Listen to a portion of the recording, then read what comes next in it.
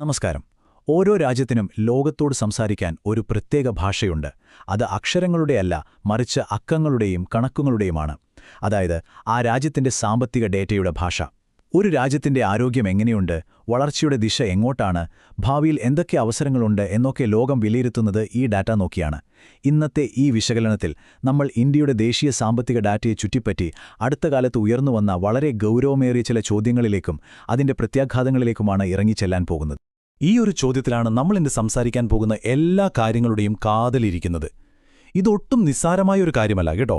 കാരണം ഒരു രാജ്യത്തിന്റെ സാമ്പത്തിക കണക്കുകളിൽ ഒരു സംശയത്തിന്റെ നിഴൽ വീണാൽ അതിന്റെ ഓളങ്ങൾ വളരെ വലുതായിരിക്കും. അന്താരാഷ്ട്ര നിക്ഷേപകർ മുതൽ രാജ്യത്ത് നയങ്ങൾ രൂപീകരിക്കുന്നവർ വരെ, എന്തിന് ഒരു ബാങ്കിൽ നിന്ന് ലോൺ എടുക്കാൻ പോകുന്ന നമ്മളെപ്പോലുള്ളൊരു സാധാരണക്കാരന്റെ തീരുമാനം വരെ ഈ ഡാറ്റയുടെ വിശ്വാസ്യതയെ ആശ്രയിച്ചിരിക്കും. ആ വിശ്വാസം പോയാലോ തീരുമാനങ്ങൾ എടുക്കാനുള്ള അടിത്തറ തന്നെ ഇളകും. അപ്പോൾ ആ ഒരു ശൂന്യതയിൽ എന്തായിരിക്കും സംഭവിക്കുക? ശരി, അപ്പോൾ ഈ വിഷയത്തിന്റെ ഓരോ ഭാഗത്തേക്ക് നമുക്ക് വിശദമായിട്ട് തന്നെ കിടക്കാം. ആദ്യം ഇന്ത്യയുടെ സാമ്പത്തിക ഡാറ്റയുടെ വിശ്വാസ്യതയെക്കുറിച്ച് എവിടെ നിന്നാണ്, എന്തുകൊണ്ടാണ് ഈ ചോദ്യങ്ങളൊക്കെ വരാൻ തുടങ്ങിയതെന്ന് നമ്മൾ പരിശോധിക്കും. പിന്നെ ഇത്തരം കാര്യങ്ങളിൽ ലോകം ഫോളോ ചെയ്യുന്ന ഒരു പൊതുവായ സ്റ്റാൻഡേർഡ് എന്താണെന്ന് നോക്കാം. അതിനുശേഷം ആ ഗ്ലോബൽ സ്റ്റാൻഡേർഡിൽ നിന്ന് ഇന്ത്യയുടെ ഭാഗത്ത് എന്തൊക്കെ വ്യത്യാസങ്ങളാണ് ഉണ്ടായതെന്ന് നമ്മൾ കൃത്യമായിട്ട് പഠിക്കും. ഈ ഒരു പ്രതിസന്ധിക്ക് പരിഹാരമായിട്ട് ഗവൺമെന്റ് എന്ത് നടപടിയാണ് മുന്നോട്ട് വെച്ചതെന്നും നമ്മൾ കാണും. അവസാനം ഈ ചർച്ചകൾക്കെല്ലാം കാരണമായ 2019-20 കാലഘട്ടത്തിലെ ചില പ്രധാനപ്പെട്ട സാമ്പത്തിക കണക്കുകളെ നമ്മളൊന്ന് സൂക്ഷ്മമായി വിലയിരുത്തും. ഈ വിഷയം പെട്ടെന്നൊരു ദിവസം പൊട്ടിമുളച്ചൊന്നല്ല. ഇതിന് വർഷങ്ങളുടെ ഒരു പശ്ചാത്തലമുണ്ട്. ഏകദേശം 2015 മുതലെല്ലാം ഇന്ത്യയുടെ ഒഫീഷ്യൽ സാമ്പത്തിക കണക്കുകളെക്കുറിച്ചും അത് ശേഖരിക്കുന്ന രീതികളെക്കുറിച്ചും അത് പ്രസിദ്ധീകരിക്കുന്നതിലെ സുതാര്യതയെക്കുറിച്ചുമൊക്കെ പല ഭാഗത്തുനിന്നും ആശങ്കകൾ ഉയർന്നു തുടങ്ങിയിരുന്നു. ഇതൊരു ഒറ്റപ്പെട്ട സംഭവമായിരുന്നില്ല, മറിച്ച് ഒരു വിശ്വാസ്യതയുടെ പ്രതിസന്ധിയിലേക്ക് നയിച്ച സംഭവങ്ങളുടെ ഒരു പരമ്പരയുടെ തുടക്കമായിരുന്നു എന്ന് വേണമെങ്കിൽ പറയാം. ഇവിടെ പറയുന്ന ഈ ഒരു വാചകം ഈ വിഷയത്തിന്റെ മുഴുവൻ ഗൗരവം ഉൾക്കൊള്ളുന്നുണ്ട്. നമുക്കിതിനെ രണ്ടായിട്ട് തിരിച്ചു മനസ്സിലാക്കാം. ഒന്നാമത്തേത്, മികച്ച സാമ്പത്തിക നയങ്ങൾ. രാജ്യത്ത് വിലക്കയറ്റം നിയന്ത്രിക്കാനും പുതിയ ജോലികൾ ഉണ്ടാക്കാനും ദാരിദ്ര്യം കുറയ്ക്കാനുമൊക്കെയുള്ള തീരുമാനങ്ങൾ എടുക്കുന്നത് സർക്കാരാണല്ലോ. പക്ഷേ ഈ തീരുമാനങ്ങൾ ശരിയാവണമെങ്കിൽ രാജ്യത്തിന്റെ യഥാർത്ഥ സാമ്പത്തികാവസ്ഥ എന്താണെന്ന് അവർക്ക് വ്യക്തമായി അറിയണം. ആ അറിവ് കൊടുക്കുന്നത് ഈ ഡേറ്റയാണ്. ഇനി രണ്ടാമത്തെ ഭാഗം, ആഗോള വിശ്വാസം. ഒരു വിദേശ കമ്പനി ഇന്ത്യയിലൊരു ഫാക്ടറി തുടങ്ങണോ അല്ലെങ്കിൽ വിദേശ ഫണ്ടുകൾ ഇന്ത്യൻ സ്റ്റോക്ക് മാർക്കറ്റിൽ ഇൻവെസ്റ്റ് ചെയ്യണോ എന്നൊക്കെ തീരുമാനിക്കുന്നത് ഇവിടുത്തെ സാമ്പത്തിക വളർച്ചയും സ്ഥിരതയും ഒക്കെ നോക്കിയാണ്. ആ കണക്കുകളിൽ ഒരു സംശയം വന്നാൽ സ്വാഭാവികമായും ആ നിക്ഷേപങ്ങൾ വരാൻ മടിക്കും. അതുകൊണ്ട് ഡേറ്റയുടെ വിശ്വാസ്യത എന്ന് പറയുന്നത് ഒരു രാജ്യത്തിന്റെ സാമ്പത്തിക ഭാവിയുടെ തന്നെ ആണിക്കല്ലാണ്. ഈ ആശങ്കകൾ ഏതെങ്കിലും ഒരു രാഷ്ട്രീയ പാർട്ടിയോ അല്ലെങ്കിൽ കുറച്ച് വ്യക്തികളോ മാത്രം പറഞ്ഞതായിരുന്നില്ല. അതായിരുന്നു ഇതിന്റെ ഗൗരവം കൂട്ടിയത്. സർക്കാരിന്റെ ഭാഗമായിരുന്നവർ തന്നെ മുന്നോട്ടു വന്നു. ഇന്ത്യയുടെ മുൻ ചീഫ് എക്കണോമിക് അഡ്വൈസറായിരുന്ന അരവിന്ദ് സുബ്രഹ്മണ്യൻ, റിസർവ് ബാങ്കിന്റെ ഗവർണറായിരുന്ന രഘുറാം രാജൻ, ഇവരെയൊക്കെ പോലുള്ളവർ പരസ്യമായിട്ട് തന്നെ തങ്ങളുടെ സംശയങ്ങൾ പറഞ്ഞു. ഇതിനെല്ലാം പുറമെയാണ് രാജ്യത്തെ 108 പ്രമുഖ സാമ്പത്തിക വിദഗ്ധരും സാമൂഹ്യശാസ്ത്രജ്ഞരും ചേർന്ന് ഒരുമിച്ചൊരു പ്രസ്താവന ഇറക്കിയത്. അതോടെ ഈ വിഷയത്തിന് അക്കാദമിക് തലത്തിലും അന്താരാഷ്ട്ര തലത്തിലുമെല്ലാം വലിയ ശ്രദ്ധ കിട്ടി. ഇന്ത്യയിൽ ഇങ്ങനെയൊരു ചർച്ച നടക്കുമ്പോൾ സ്വാഭാവികമായും ഒരു ചോദ്യം വരും. ഈ ഡേറ്റയൊക്കെ പ്രസിദ്ധീകരിക്കുന്നതിന് അന്താരാഷ്ട്ര തലത്തിൽ അംഗീകരിച്ച എന്തെങ്കിലും നിയമങ്ങളോ ചട്ടങ്ങളോ ഒക്കെ ഉണ്ടോ? ഉണ്ടെങ്കിൽ അതെന്താണ്? ഉണ്ട്. ആഗോള സാമ്പത്തിക കാര്യങ്ങളിൽ ഒരു മേൽനോട്ടം വഹിക്കുന്ന ഇന്റർനാഷണൽ മോണിറ്ററി ഫണ്ട്, അതായത് IMF, ഇതിനായിട്ട് ഒരു ചട്ടക്കൂട് തന്നെ തയ്യാറാക്കിയിട്ടുണ്ട്. അതാണ് നമ്മുടെ അടുത്തതായി നോക്കാൻ പോകുന്നത്, SDDS. ഇതിന് നമുക്ക് സിമ്പിളായിട്ട് സമ്പദ്വ്യവസ്ഥകൾക്കായുള്ള ഒരു യൂണിവേഴ്സൽ ട്രാൻസ്ലേറ്റർ എന്ന് പറയാം. ഇന്നത്തെ ഈ ഗ്ലോബലൈസ്ഡ് ലോകത്ത് ഒരു രാജ്യത്തെ സാമ്പത്തിക ഡാറ്റ മറ്റൊരു രാജ്യത്തുള്ള നിക്ഷേപകന് എളുപ്പത്തിൽ മനസ്സിലാവണം. ഇന്ത്യയുടെ GDP കണക്കും അമേരിക്കയുടെ GDP കണക്കും ഏകദേശം ഒരേ രീതിയിലാണോ കണക്കാക്കുന്നത് എന്നുറപ്പുവരുത്തണം, അല്ലേ? അതിനാണ് IMF 1996-ൽ ഈയൊരു സ്റ്റാൻഡേർഡ് കൊണ്ടുവന്നത്. ഏതൊക്കെ ഡേറ്റ എപ്പോഴൊക്കെ ഏത് ഫോർമാറ്റിൽ പ്രസിദ്ധീകരിക്കണം എന്നതിനെക്കുറിച്ച് വളരെ കൃത്യമായ മാർഗനിർദ്ദേശങ്ങൾ SDDS നൽകുന്നുണ്ട്. ഇന്ത്യ ഉൾപ്പെടെ ഒരുപാട് രാജ്യങ്ങൾ ഈ സ്റ്റാൻഡേർഡ് പാലിക്കാൻ ബാധ്യസ്ഥരാണ്. ഇതിന് പ്രധാനമായും 3 ലക്ഷ്യങ്ങളാണുള്ളത്. ഒന്ന്, രാജ്യങ്ങൾക്കൊരു വഴികാട്ടിയാവുക. ഡാറ്റയുടെ കാര്യത്തിൽ സുതാര്യതയും കൃത്യതയും എങ്ങനെ ഉറപ്പാക്കാം എന്നതിനെക്കുറിച്ച് വ്യക്തമായ ഒരു റോഡ് മാപ്പ് കൊടുക്കുക. 2, പൊതുജനങ്ങൾക്ക് വിവരങ്ങൾ ലഭ്യമാക്കുക. ഡാറ്റ സർക്കാരിൻ്റെ ഒരു സ്വകാര്യ സ്വത്തല്ല, അത് ജനങ്ങളുടേതാണ്. അപ്പോൾ ഗവേഷകർക്കും മാധ്യമപ്രവർത്തകർക്കും സാധാരണക്കാർക്കും രാജ്യത്തിന്റെ സാമ്പത്തിക സ്ഥിതിയെക്കുറിച്ച് പഠിക്കാനും മനസ്സിലാക്കാനും ഒരു അവസരമുണ്ടാക്കുക. മൂന്നാമത്തേതും ഒരുപക്ഷെ ഏറ്റവും പ്രധാനപ്പെട്ടതുമായ ലക്ഷ്യം ആഗോള സാമ്പത്തിക വിപണികളെ സഹായിക്കുക എന്നതാണ്. ഒരു രാജ്യത്ത് പണം മുടക്കാൻ പോകുന്നവർക്ക് ആ രാജ്യത്തിന്റെ സാമ്പത്തിക സ്ഥിതിയെക്കുറിച്ച് ക്ലിയറായിട്ടുള്ളൊരു ചിത്രം കൊടുക്കുക. ഇത് ലോകത്തിന്റെ സാമ്പത്തിക സ്ഥിരതയ്ക്ക് വളരെ അത്യാവശ്യമാണ്.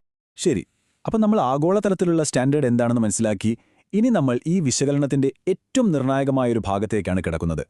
ലോകം മുഴുവൻ അംഗീകരിച്ച ഈ SDDS മാനദണ്ഡങ്ങളിൽ നിന്ന് ഇന്ത്യ വ്യതിചലിച്ചു എന്ന് IMF തന്നെ അവരുടെ റിപ്പോർട്ടുകളിൽ എഴുതി.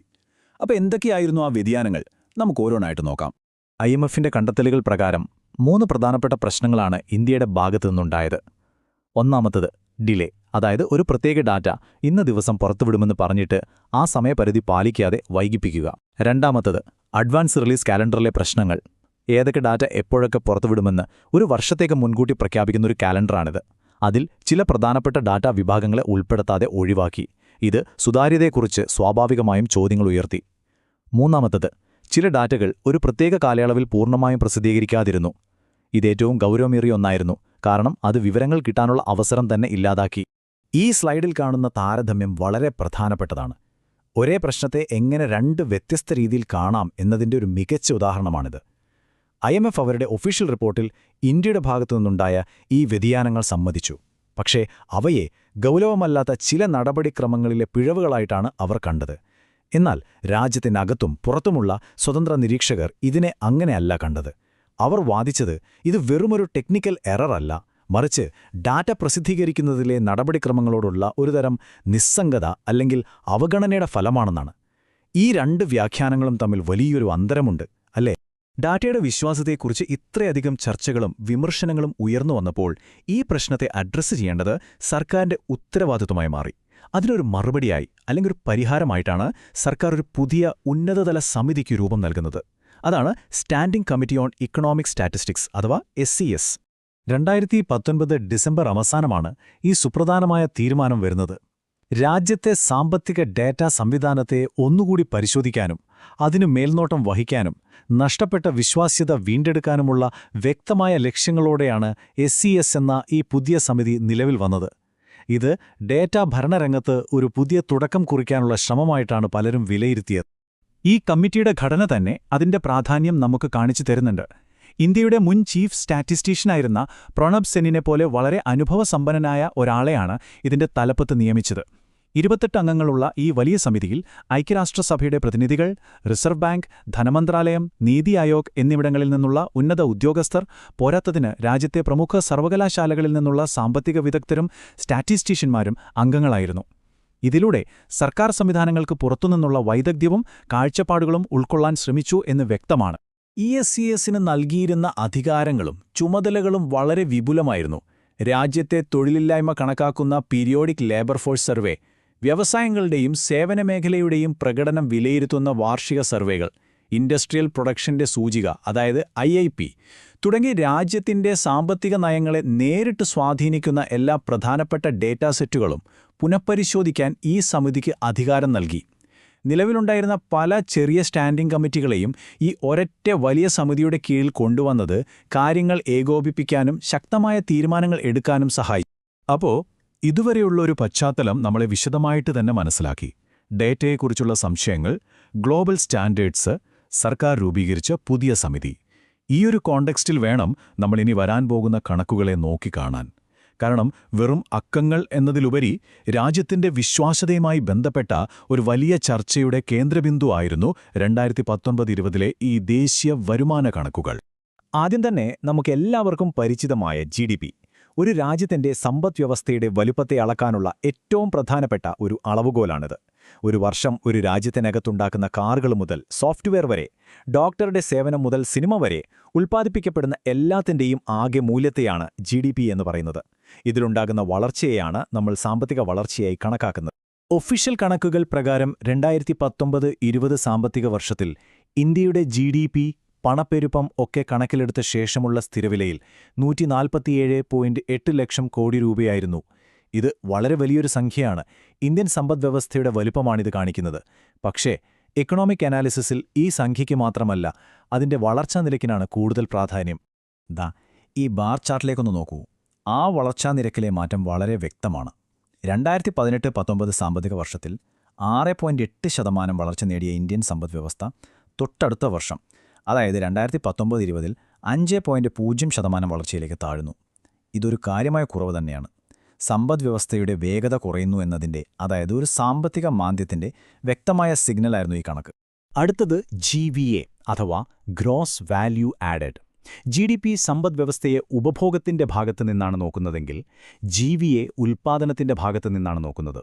ഒരു ഉദാഹരണം പറഞ്ഞാൽ, ഒരു കാർ ഉണ്ടാക്കുമ്പോൾ അതിലെ ടയറും സ്റ്റീലും ഗ്ലാസുമൊക്കെ പലയിടത്തു നിന്നും വാങ്ങുന്നതാണല്ലോ. ആ അസംസ്കൃത വസ്തുക്കളുടെ വില കുറച്ചതിനു ശേഷം കാർ കമ്പനി ആ കാറിനെ എന്തു മൂല്യം കൂട്ടിച്ചേർത്തു എന്ന് കണക്കാക്കുന്ന രീതിയാണ് GVA. കൃഷി, വ്യവസായം, സേവനം എന്നിങ്ങനെ ഓരോ മേഖലയിലും എന്തുമാത്രം ഉൽപ്പാദനം നടന്നു എന്ന് മനസ്സിലാക്കാൻ GVA നമ്മളെ സഹായിക്കും. GDP വളർച്ചയിൽ കണ്ട അതേ ട്രെൻഡ് ഒരുപക്ഷെ അതിനേക്കാൾ അല്പം കൂടി വ്യക്തമായി നമുക്ക് GVAയിലും കാണാൻ പറ്റും. 2018-19 6.6% GVA വളർച്ചാ നിരക്ക് 2019-20 4.9% കുറഞ്ഞു. സമ്പദ്വ്യവസ്ഥയുടെ മിക്കവാറും എല്ലാ ഉപമേഖലകളിലും, അതായത് ഖനനം, നിർമ്മാണം, വൈദ്യുതി തുടങ്ങിയ എല്ലാ മേഖലകളിലും ഈ വളർച്ചാക്കുറവ് പ്രകടമായിരുന്നു. ഇത് കാണിക്കുന്നത് സാമ്പത്തിക മാന്ദ്യം വ്യാപകമായിരുന്നു എന്നാണ്. അവസാനമായി നമുക്ക് പ്രതിശീർഷ വരുമാനത്തിലേക്ക് വരാം, അതായത് PCNI. GDPയും GVAയും രാജ്യത്തിന്റെ മൊത്തത്തിലുള്ള സാമ്പത്തിക ചിത്രമാണ് തരുന്നതെങ്കിൽ PCNI ഓരോ വ്യക്തിയുടെയും ശരാശരി സാമ്പത്തിക സ്ഥിതിയെക്കുറിച്ചാണ് പറയുന്നത്. രാജ്യത്തിന്റെ മൊത്തം വരുമാനത്തെ ജനസംഖ്യ കൊണ്ട് ഹരിക്കുമ്പോൾ കിട്ടുന്ന ഈ സംഖ്യ ജനങ്ങളുടെ ജീവിത നിലവാരം ശരിക്കും ഉയരുന്നുണ്ടോ ഇല്ലയോ എന്ന് മനസ്സിലാക്കാൻ സഹായിക്കുന്ന ഒരു പ്രധാന സൂചകമാണ്. 2019-20 ഇന്ത്യയിലെ ഓരോ പൗരന്റെയും ശരാശരി വാർഷിക വരുമാനം 1,35,050 രൂപയായിരുന്നു. ഇവിടെയാണ് ഒരു രസകരമായ കാര്യമുള്ളത്. രാജ്യത്തിന്റെ മൊത്തം സാമ്പത്തിക വളർച്ചയുടെ വേഗത കുറഞ്ഞെങ്കിലും പ്രതിശീർഷ വരുമാനത്തിൽ മുൻ വർഷത്തെ അപേക്ഷിച്ച് 6.8% വർധനവ് രേഖപ്പെടുത്തി. സമ്പദ്വ്യവസ്ഥയുടെ വളർച്ചാ വേഗത കുറയുമ്പോഴും വ്യക്തിഗത വരുമാനത്തിൽ വർധനവുണ്ടായി എന്നത് ഈ സാമ്പത്തിക ചിത്രത്തിന്റെ സങ്കീർണത കൂട്ടുന്നു. ഇത് കൂടുതൽ ആഴത്തിലുള്ള ഒരു വിശകലനം ആവശ്യപ്പെടുന്ന കാര്യമാണ്. നമ്മൾ ഒരുപാട് കാര്യങ്ങൾ വിശദമായി ചർച്ച ചെയ്തു. ഡേറ്റയുടെ വിശ്വാസ്യതയെക്കുറിച്ചുള്ള ചോദ്യങ്ങൾ, അതിനുള്ള ആഗോള മാനദണ്ഡങ്ങൾ, സർക്കാരെടുത്ത പരിഹാര നടപടികൾ, ഒടുവിൽ യഥാർത്ഥ കണക്കുകൾ വരെ. ഇതെല്ലാം പരിശോധിച്ച ശേഷം ഒരു സുപ്രധാന ചോദ്യം നമുക്ക് മുന്നിൽ ബാക്കിയാവുകയാണ്.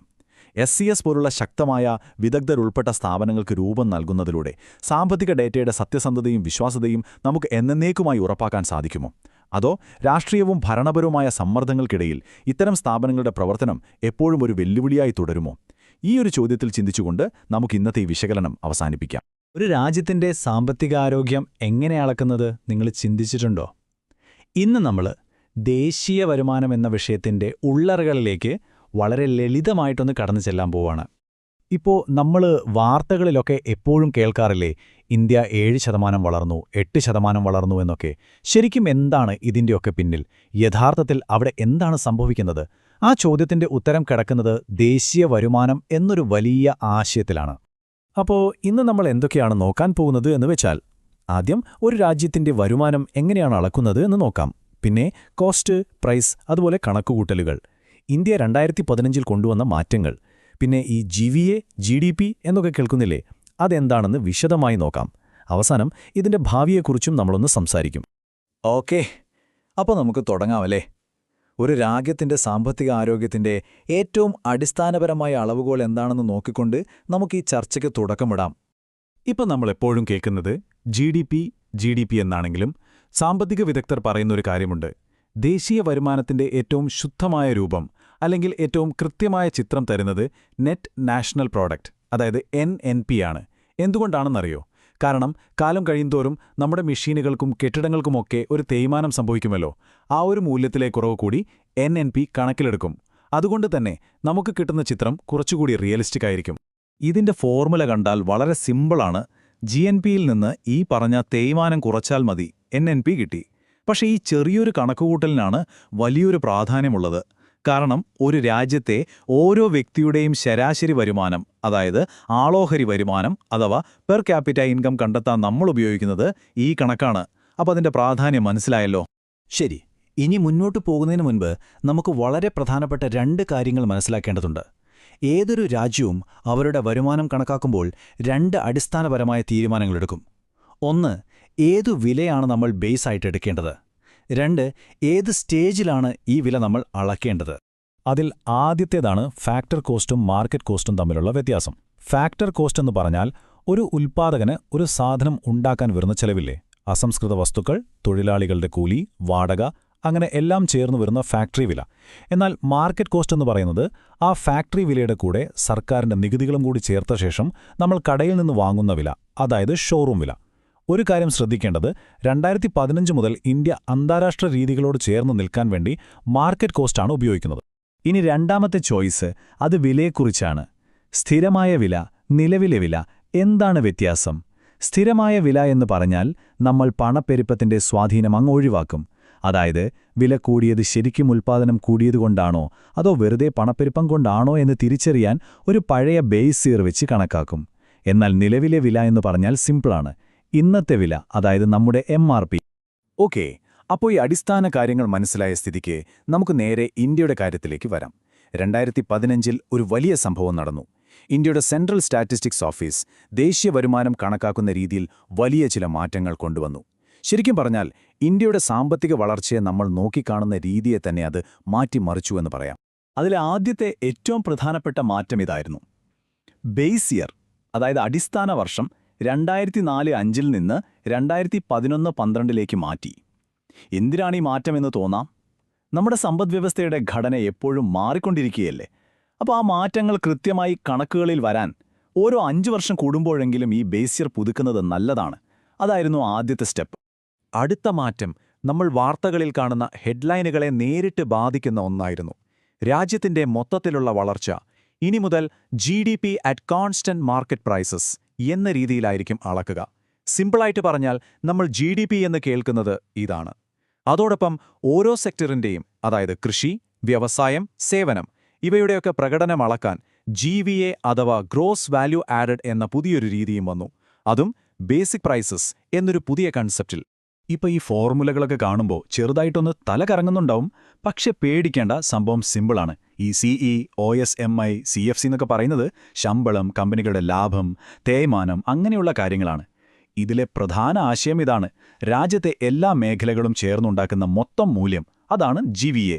അതിന്റെ കൂടെ സർക്കാർ ഉൽപ്പന്നങ്ങളിൽ നിന്ന് പിരിക്കുന്ന നികുതികൾ, അതായത് പ്രൊഡക്റ്റ് ടാക്സ് കൂടി ചേരുമ്പോഴാണ് നമുക്ക് GDP കിട്ടുന്നത്. അപ്പോൾ GVAയും GDPയും തമ്മിലൊരു ബന്ധം മനസ്സിലായല്ലോ. പക്ഷേ ഈ മാറ്റം വെറും ഫോർമുലകളിൽ മാത്രം ഒതുങ്ങിയില്ല. അതാണ് ഏറ്റവും വലിയ കാര്യം. ഡേറ്റ ശേഖരിക്കുന്ന രീതിയിലും വലിയ മാറ്റങ്ങൾ വന്നു. മുൻപൊക്കെ കണക്കിൽപ്പെടാത്ത പലതും ഇതിൽ ഉൾപ്പെടുത്തി. ഉദാഹരണത്തിന്, കോർപ്പറേറ്റ് മന്ത്രാലയത്തിൽ നിന്നുള്ള ഒരുപാട് കമ്പനികളുടെ ഡേറ്റ, സ്റ്റോക്ക് ബ്രോക്കർമാർ, മ്യൂച്വൽ ഫണ്ടുകൾ, എന്തിന് നമ്മുടെ പഞ്ചായത്തുകളുടെയും മുനിസിപ്പാലിറ്റികളുടെയും വരെ കണക്കുകൾ ഇതിൽ വന്നു.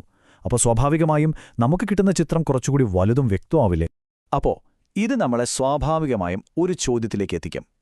ഈ GVA, GDP എന്നൊക്കെ പറയുന്നുണ്ടല്ലോ, ഇവ തമ്മിലുള്ള യഥാർത്ഥ വ്യത്യാസം എന്താണ്? നമ്മൾ എപ്പോഴാണ് GVAയെ ശ്രദ്ധിക്കേണ്ടത്, എപ്പോഴാണ് GDPയെ ശ്രദ്ധിക്കേണ്ടത്? ഇതിനെ മനസ്സിലാക്കാൻ ഒരു എളുപ്പവഴിയുണ്ട്. GVA എന്ന് പറയുന്നത് സപ്ലൈ സൈഡിന്റെ കഥയാണ് പറയുന്നത്. അതായത് ഒരു രാജ്യത്ത് എത്രത്തോളം ഉൽപ്പാദനം നടന്നോ, ഓരോ മേഖലയും എന്ത് മൂല്യമാണ് കൂട്ടിച്ചേർത്തത് എന്നൊക്കെ.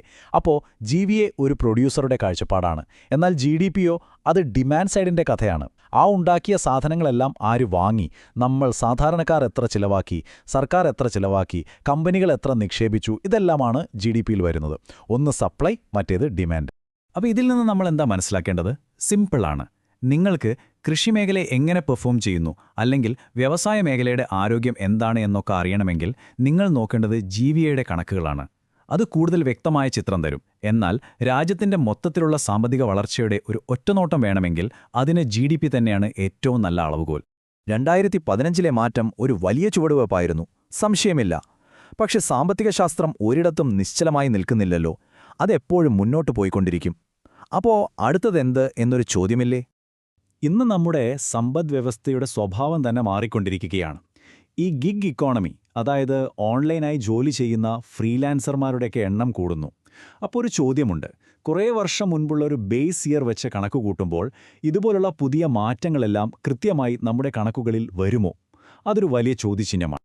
അതിനുള്ളൊരു ഉത്തരമായിട്ടാണ് ചെയിൻ ബേസ്ഡ് മെത്തേഡ് എന്നൊരു ആശയം വരുന്നത്. എന്താണിത്?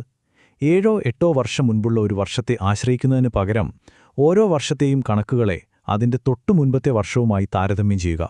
ഇതൊരു അന്താരാഷ്ട്ര നിലവാരമുള്ള രീതിയാണ്. ഇതിന്റെ ഗുണങ്ങൾ എന്തൊക്കെയാണെന്ന് നോക്കാം. ഒന്നാമതായി, ഗിഗ് ഇക്കോണമി പോലുള്ള പുതിയ കാര്യങ്ങൾ വന്നാൽ അത് പിറ്റേ വർഷം തന്നെ കണക്കുകളിൽ വരും, വർഷങ്ങളോളം കാത്തിരിക്കേണ്ട. രണ്ടാമത്, ഇത് യാഥാർത്ഥ്യത്തോട് കൂടുതൽ അടുത്തു നിൽക്കും. പിന്നെ ലോകത്തിലെ വലിയ സാമ്പത്തിക ശക്തികളെല്ലാം ഈ രീതിയാണ് ഉപയോഗിക്കുന്നത്. അപ്പോൾ അവരുമായി നമ്മളെ താരതമ്യം ചെയ്യുമ്പോൾ കിട്ടുന്ന കണക്കുകൾ കൂടുതൽ കൃത്യമായിരിക്കും. അപ്പോൾ അവസാനമായി ഇത് നമ്മളെ ഒരു വലിയ ചിന്തയിലേക്കാണ് കൊണ്ടുപോകുന്നത്. ഒരു രാജ്യത്തിൻ്റെ സാമ്പത്തിക വളർച്ച എന്ന് പറയുന്നത് വെറുമൊരു അക്കമല്ല. ആ അക്കത്തിന് പിന്നിൽ ഒരുപാട് കഥകളുണ്ട്, എപ്പോഴും മാറിക്കൊണ്ടിരിക്കുന്ന രീതികളുണ്ട്. നമ്മുടെ സമ്പദ്വ്യവസ്ഥ ഇത്രയധികം മാറുമ്പോൾ അതിനെ അളക്കാനുള്ള നമ്മുടെ വഴികളും അതിനനുസരിച്ച് മാറേണ്ടതല്ലേ? അതൊരു പ്രധാനപ്പെട്ട ചോദ്യമാണ്. നമസ്കാരം. ഒരു രാജ്യത്തിൻ്റെ എക്കണോമി എങ്ങനെയാണ് ശരിക്കും പ്രവർത്തിക്കുന്നത് എന്ന് നിങ്ങളെപ്പോഴെങ്കിലും ആലോചിച്ചിട്ടുണ്ടോ? ഇന്ന് നമ്മൾ ഒരു രാജ്യത്തിൻ്റെ സാമ്പത്തിക ആരോഗ്യം നിർവചിക്കുന്ന ചില നമ്പറുകളിലേക്ക് ആഴത്തിൽ ഇറങ്ങിച്ചെല്ലാൻ പോവുകയാണ്. അപ്പോൾ GDP, NDP എന്നൊക്കെ നമ്മളെപ്പോഴും കേൾക്കുന്ന സാങ്കേതിക പദങ്ങളുണ്ട് അല്ലേ? അതിലേക്ക് നേരെ കടക്കുന്നതിന് മുൻപ് നമുക്കൊരു അടിസ്ഥാനപരമായ ചോദ്യത്തിൽ നിന്ന് തുടങ്ങാം. ഒരു രാജ്യത്തിൻ്റെ സമ്പത്തും വളർച്ചയും എങ്ങനെയാണ് നമ്മൾ കൃത്യമായി അളക്കുന്നത്? സാമ്പത്തിക വിദഗ്ധർ ഇതിനായി എന്തൊക്കെ രീതികളാണ് ഉപയോഗിക്കുന്നത്? ഓക്കെ, ഇതാണ് നമ്മുടെ ഇന്നത്തെ ഒരു റൂട്ട് മാപ്പ്. ആദ്യം ഒരു ഇക്കണോമിയുടെ പൾസ് എങ്ങനെ അളക്കുന്നതെന്ന് നോക്കും. പിന്നെ GDP എന്താണ് ഈ ഹെഡ്ലൈൻ നമ്പർ എന്ന് കാണാം. അത് കഴിഞ്ഞ് NDP, അതായത് യാഥാർത്ഥ്യം കൂടി കണക്കിലെടുക്കുമ്പോൾ എന്ത് സംഭവിക്കുന്നുവെന്ന് നോക്കാം. പിന്നെ വരുന്നത് GNP, ആഗോളബന്ധങ്ങൾ. അതിനുശേഷം NNP, ഇതാണോ യഥാർത്ഥ കണക്ക്? അവസാനം ഈ നമ്പറുകളൊക്കെ എന്തിനാണ് ഇത്ര പ്രധാനപ്പെട്ടതെന്നും ചർച്ച ചെയ്ത് നമുക്ക് അവസാനിപ്പിക്കാം. പണ്ടൊക്കെ ഒരു രാജ്യത്തിൻ്റെ സാമ്പത്തിക പുരോഗതി അളക്കുന്നത് വലിയൊരു തലവേദനയായിരുന്നു. ആ ഒരു സാഹചര്യത്തിലാണ് 1934 സൈമൺ കുസിനെറ്റ്സ് എന്ന അമേരിക്കൻ സാമ്പത്തിക ശാസ്ത്രജ്ഞൻ ഒരു വിപ്ലവകരമായ ആശയവുമായി വരുന്നത്. അതാണ് നമ്മളിന്ന് കേൾക്കുന്ന മൊത്ത ആഭ്യന്തര ഉൽപ്പാദനം അഥവാ GDP. അപ്പോൾ നമുക്ക് അതിൽ തന്നെ തുടങ്ങാം. ദേശീയ വരുമാനം കണക്കാക്കുന്നതിൻ്റെ ആണിക്കല്ലെന്ന് തന്നെ പറയാം GDPയെ. നമ്മളെല്ലാവരും പത്രത്തിലും ടിവിയിലുമൊക്കെ എപ്പോഴും കേൾക്കുന്ന വാക്കാണിത്. പക്ഷേ എന്താണിതിൻ്റെ യഥാർത്ഥ അർത്ഥം? നമുക്കൊന്ന് വിശദമായി നോക്കാം. സിമ്പിളായി പറഞ്ഞാൽ, ഒരു രാജ്യത്തിൻ്റെ അതിർത്തിക്കുള്ളിൽ ഒരു വർഷം കൊണ്ടുണ്ടാക്കുന്ന എല്ലാ അന്തിമ സാധനങ്ങളുടെയും സേവനങ്ങളുടെയും ആകെ പണമൂല്യമാണ് GDP. ഇവിടെ അന്തിമ എന്ന വാക്ക് വളരെ പ്രധാനപ്പെട്ടതാണ്. ഉദാഹരണത്തിന്, ഒരു കാർ ഉണ്ടാക്കുമ്പോൾ അതിലെ ടയറിന്റെ വില തനിയെ കണക്കാക്കില്ല. കാരണം ആ വില കാറിന്റെ അവസാന വിലയിൽ ഓൾറെഡി ഉൾപ്പെട്ടിട്ടുണ്ട്. അപ്പോൾ കാർ മുതൽ ഒരു സോപ്പ് വരെ, എന്തിനേറെ ഒരു ഹെയർ കട്ട് പോലുള്ള സേവനങ്ങൾ വരെ ഇതിൽപ്പെടും. ഇന്ത്യയിൽ നമ്മളിത് കണക്കാക്കുന്നത് ഒരു സാമ്പത്തിക വർഷം വെച്ചിട്ടാണ്. അതായത് ഏപ്രിൽ 1 മുതൽ അടുത്ത വർഷം മാർച്ച് 31 വരെ. അപ്പോൾ ഈ GDP എങ്ങനെയാണ് കണ്ടുപിടിക്കുന്നത്? രാജ്യത്തെ മൊത്തം ചെലവുകൾ, അതായത് സ്പെൻഡിംഗ്, എല്ലാം കൂടി കൂട്ടും. നമ്മൾ സാധാരണക്കാർ സാധനങ്ങൾ വാങ്ങാൻ ഉപയോഗിക്കുന്ന പണം, പിന്നെ ബിസിനസ്സുകാർ നടത്തുന്ന നിക്ഷേപങ്ങൾ, ഗവൺമെന്റ് റോഡും പാലവും ഒക്കെ ഉണ്ടാക്കാൻ ചിലവാക്കുന്ന പണം, അതോടൊപ്പം നമ്മൾ പുറത്തേക്ക് വിൽക്കുന്ന സാധനങ്ങളുടെ, അതായത് കയറ്റുമതിയുടെ മൂല്യവും കൂട്ടും. പക്ഷേ ഒരു കാര്യമുണ്ട്, നമ്മൾ പുറത്തുനിന്ന് വാങ്ങുന്ന, അതായത് ഇറക്കുമതി ചെയ്യുന്ന സാധനങ്ങളുടെ മൂല്യം ഇതിൽ നിന്ന് കുറയ്ക്കണം. അതാണ് ഫോർമുല. സത്യത്തിൽ GDP ഒരുപാട് കാര്യങ്ങൾ നമ്മളോട് പറയും.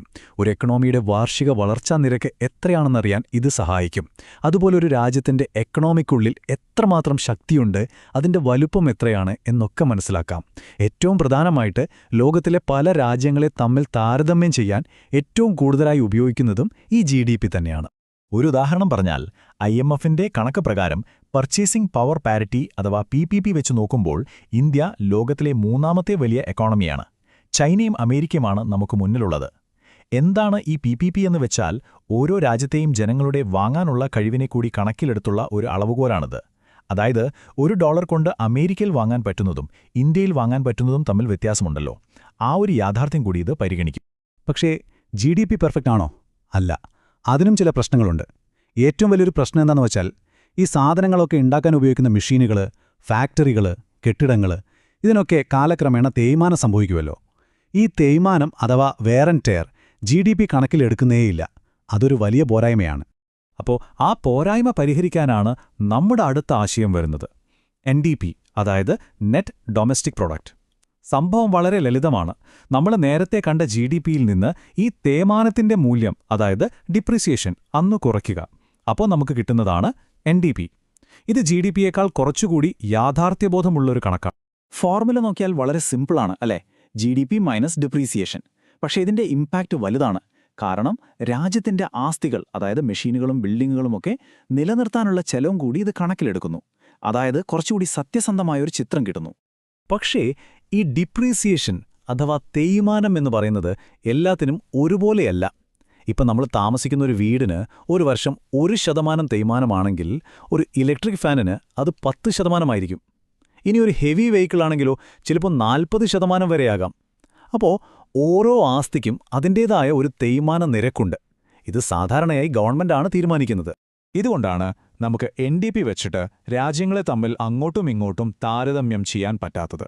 കാരണം ഓരോ രാജ്യത്തും ഡിപ്രീസിയേഷൻ കണക്കാക്കുന്ന രീതി വ്യത്യസ്തമായിരിക്കും. ചിലപ്പോൾ ഗവൺമെന്റ് തന്നെ സാമ്പത്തിക നയങ്ങളുടെ ഭാഗമായിട്ട് ഈ റേറ്റുകളിൽ മാറ്റം വരുത്തും. ഉദാഹരണത്തിന് ട്രക്ക് വിൽപ്പന കൂട്ടാനായിട്ട് അതിന്റെ ഡിപ്രീസിയേഷൻ റേറ്റ് കൂട്ടിക്കൊടുക്കും. അപ്പോൾ അത് ശരിക്കുള്ള തേയ്മാനാണോന്നില്ല. ശരി, അപ്പോൾ തേയ്മാനത്തിന്റെ കാര്യം നമ്മൾ നോക്കി. ഇനി GDPയുടെയും NDPയുടെയും മറ്റൊരു പരിമിതിയുണ്ട്. ഈ രണ്ട് കണക്കുകളും രാജ്യത്തിന്റെ അതിർത്തിക്കുള്ളിൽ നടക്കുന്ന കാര്യങ്ങൾ മാത്രമേ നോക്കുന്നുള്ളൂ. പുറത്തുനിന്നുള്ള പണത്തിന്റെ ഒഴുക്ക് ഇതൊന്നും ഇതിൽ വരുന്നില്ല. അപ്പോൾ നമുക്ക് അതിനപ്പുറത്തേക്കൊന്ന് നോക്കാം. അവിടെയാണ് നമ്മുടെ അടുത്ത ആശയം വരുന്നത്. GNP അഥവാ ഗ്രോസ് നാഷണൽ പ്രോഡക്റ്റ്. ഇത് നമ്മുടെ കാഴ്ചപ്പാടിനെ കുറച്ചുകൂടി വലുതാകും. നമ്മൾ നേരത്തെ കണ്ട GDPയുടെ കൂടെ വിദേശത്തു നിന്നുള്ള അറ്റ വരുമാനം കൂടി ചേർക്കും. അപ്പോൾ രാജ്യത്തെ പൗരന്മാർ അവർ ലോകത്തെവിടെയായിരുന്നാലും ഉണ്ടാക്കുന്ന വരുമാനം കൂടി ഇതിൽ വരും. ഫോർമുല ഇതാണ്: GDP പ്ലസ് വിദേശത്തു നിന്നുള്ള വരുമാനം. അപ്പോൾ രാജ്യത്തിന്റെ അതിർത്തി കടന്നുള്ള സാമ്പത്തിക ഇടപാടുകൾ കൂടി നമ്മൾ ഇതിൽ ഉൾപ്പെടുത്തുകയാണ്. അപ്പോൾ എന്തൊക്കെയാണ് ഈ വിദേശത്തു നിന്നുള്ള വരുമാനത്തിൽ വരുന്നത്? പ്രധാനമായിട്ടും 3 കാര്യങ്ങളുണ്ട്. 1. സ്വകാര്യ പണമയക്കൽ, അതായത് വിദേശത്ത് ജോലി ചെയ്യുന്ന നമ്മുടെ ആളുകൾ വീട്ടിലേക്ക് അയക്കുന്ന പണം. 2. വിദേശ വായ്പകളിന്മേലുള്ള പലിശ, നമ്മൾ കൊടുത്ത വായ്പയ്ക്ക് കിട്ടുന്ന പലിശയും നമ്മൾ വാങ്ങിയ വായ്പയ്ക്ക് കൊടുക്കുന്ന പലിശയും തമ്മിലുള്ളൊരു ബാലൻസ്. 3. വിദേശ സഹായം. ഈ 3 ഒരു രാജ്യത്തിന്റെ ആഗോള സാമ്പത്തിക നിലയെക്കുറിച്ച് നല്ലൊരു ഐഡിയ തരും. ഇപ്പോൾ പ്രവാസികൾ അയക്കുന്ന പണത്തിന്റെ കാര്യമെടുത്താൽ ഇന്ത്യ ലോകത്തെ ഏറ്റവും കൂടുതൽ പണം ലഭിക്കുന്ന രാജ്യമാണ്.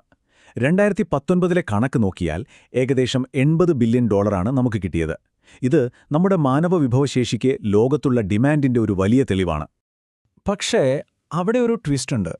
നമ്മൾ പ്രവാസികളിൽ നിന്ന് ഒരുപാട് പണം അകത്തേക്ക് കൊണ്ടുവരുന്നുണ്ടെങ്കിലും ഇന്ത്യ ഒരുപാട് വിദേശ വായ്പകൾ എടുത്തിട്ടുള്ളൊരു രാജ്യമാണ്. അപ്പോൾ അതിന് നമ്മൾ അങ്ങോട്ട് കൊടുക്കേണ്ട പലിശ വളരെ കൂടുതലാണ്. അതുകൊണ്ട് തന്നെ മൊത്തത്തിൽ നോക്കുമ്പോൾ നമ്മുടെ വിദേശത്തു നിന്നുള്ള വരുമാനം നെഗറ്റീവാണ്. ഇതിന്റെ ഫലം എന്താണോ? ഇന്ത്യയുടെ GNP എപ്പോഴും GDPയേക്കാൾ കുറവായിരിക്കും. ഇതൊരു പ്രധാനപ്പെട്ട പോയിന്റാണ്. അപ്പോൾ നമ്മൾ 2 കാര്യങ്ങൾ ശരിയാക്കി. തേയ്മാനം കണക്കിലെടുക്കാൻ NDP ഉപയോഗിച്ചു, ആഗോള ബന്ധങ്ങൾ ഉൾപ്പെടുത്താൻ GNP ഉപയോഗിച്ചു. ഇനി ഒരു ചോദ്യം: ഈ 2 കാര്യങ്ങളും ഒരുമിച്ച് പരിഗണിച്ചാലോ? അപ്പോൾ എന്ത് കിട്ടും? അപ്പോൾ നമുക്ക് കിട്ടുന്നതാണ് NNP അഥവാ നെറ്റ് നാഷണൽ പ്രൊഡക്റ്റ്. GNPയിൽ നിന്ന് ഡിപ്രീസിയേഷൻ കുറയ്ക്കുമ്പോൾ കിട്ടുന്ന കണക്കാണിത്. തേയ്മാനവും അന്താരാഷ്ട്ര വരുമാനവും രണ്ടും പരിഗണിക്കുന്നതുകൊണ്ട് ഇതിനെയാണ് ഒരു രാജ്യത്തിന്റെ ദേശീയ വരുമാനത്തിന്റെ ഏറ്റവും ശുദ്ധമായ രൂപം എന്ന് പലരും വിശേഷിപ്പിക്കുന്നത്. ശരി, അപ്പോൾ നമ്മുടെ ഈ 4 പ്രധാന ആശയങ്ങളും കണ്ടുകഴിഞ്ഞു. ഇനി ഇതെല്ലാം കൂടി ഒരുമിച്ച് വെച്ച് ഒന്ന് നോക്കാം. അപ്പോൾ നമുക്ക് ഈ ഒരു പൂർണ്ണ ചിത്രം വ്യക്തമാകും. ഈ പട്ടികയിലേക്കൊന്ന് നോക്കൂ. ഇത് നമ്മൾ ഇതുവരെ സംസാരിച്ചതിന്റെ ഒരു അടിപൊളി സംഗ്രഹമാണ്. GDP രാജ്യത്തിന്റെ ഉള്ളിലെ ശക്തി കാണിക്കുന്നു. NDP അതിൽ നിന്ന് തേയ്മാനം കുറച്ചുകൂടി യാഥാർത്ഥ്യബോധമുള്ളതാക്കുന്നു. GNP നമ്മുടെ ആഗോള ബന്ധങ്ങൾ കൂടി ഉൾപ്പെടുത്തുന്നു.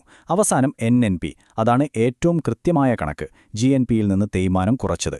അപ്പോൾ ഓരോന്നും ഒരു രാജ്യത്തിന്റെ സമ്പദ്വ്യവസ്ഥയെ നോക്കിക്കാണാനുള്ള വ്യത്യസ്തമായ ഓരോ ലെൻസുകളാണ്. അപ്പോൾ നമ്മൾ ഓർക്കേണ്ട ഒരു പ്രധാന കാര്യമുണ്ട്. ഇതൊന്നും വെറും അക്കങ്ങളോ സ്റ്റാറ്റിസ്റ്റിക്സോ അല്ല. ഇതൊക്കെ ഓരോ കഥകളാണ് പറയുന്നത്.